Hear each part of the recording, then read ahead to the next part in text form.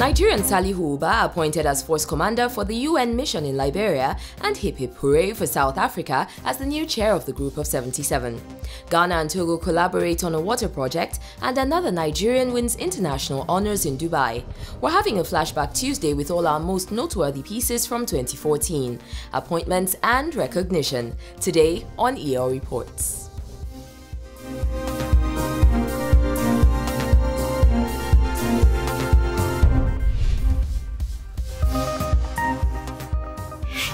Hello guys and welcome to EO Reports. How's it going? We're barely halfway through January. Are you still keeping up with your resolutions? You know we told you we're going to ask. We're still going to ask. For now, let me just give you guys a bit of breathing space. Let's take a look at the news of the day.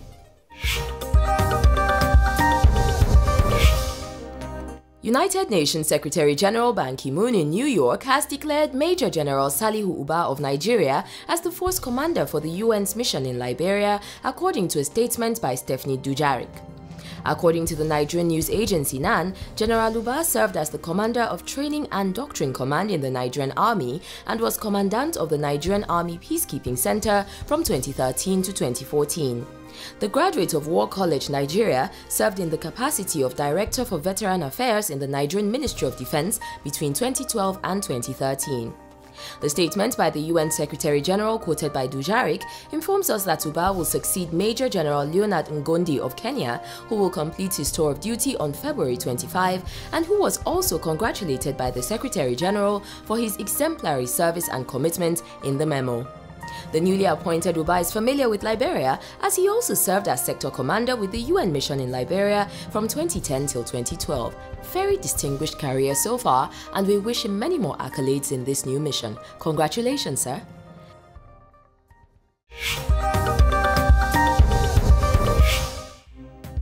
And according to the Department of International Relations and Cooperation in South Africa, that nation has become the head of the Group of 77, that's the G77, which is the largest coalition of developing countries in the United Nations. The nation will chair the G77 during the 70th anniversary of the United Nations. Now, this anniversary comes at a very important juncture in the global community's efforts to discuss and agree on the development priorities and goals that are necessary to take the work of the Millennium Development Goals forward and to transform development beyond 2015. Clayson Moniela, who read the organization's statement on their behalf, is quoted as saying, "During its term, South Africa will be responsible for negotiating and speaking on behalf of 2/3 of the UN membership on key development issues." The Deputy Minister of DIR/CO, who accepted responsibility of chairing the event, said South Africa will do its very best in their duties and roles and will spare no effort in continuing Bolivia's legacy through collectively improving the development goals of the South. The G77 provides the means for the countries of the South to express and promote their collective economic interests, as well as improving their joint negotiating capacity on all major international economic and development issues.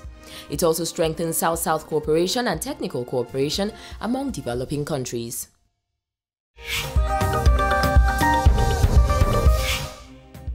And finally, the African Water Facility has offered a €1.4 million grant to Ghana to support the technical, legal and financial preparation of the public-private partnership project which Ghana signed with Togo in December of 2014. The €1 million sign-off was for the construction of a pipeline which will bring drinking water from the Lower Volta River in Ghana to the city of Lomé in Togo and the Ghanaian communities along the water transfer route.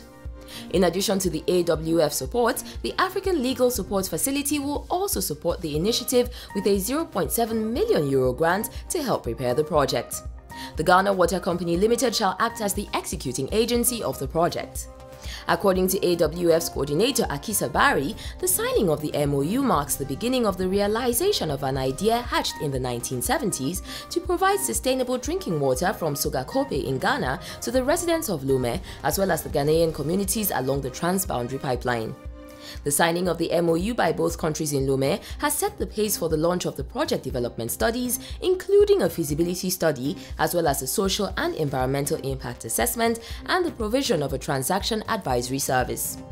Now, this service is aimed to reach over 4 million people in both countries who will greatly benefit from getting access to improved drinking water when the preparation studies are completed and the project is executed.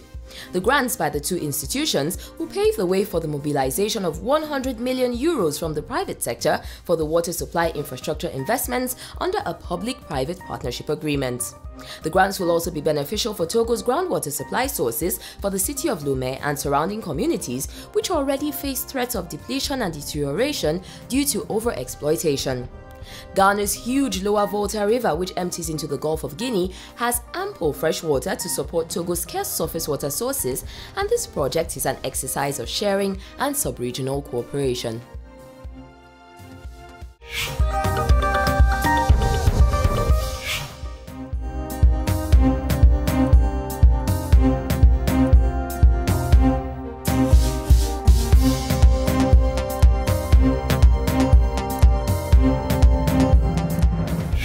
If you're just tuning in, guys, you've missed the news, but not to worry, just stick around. There's more to come after the break.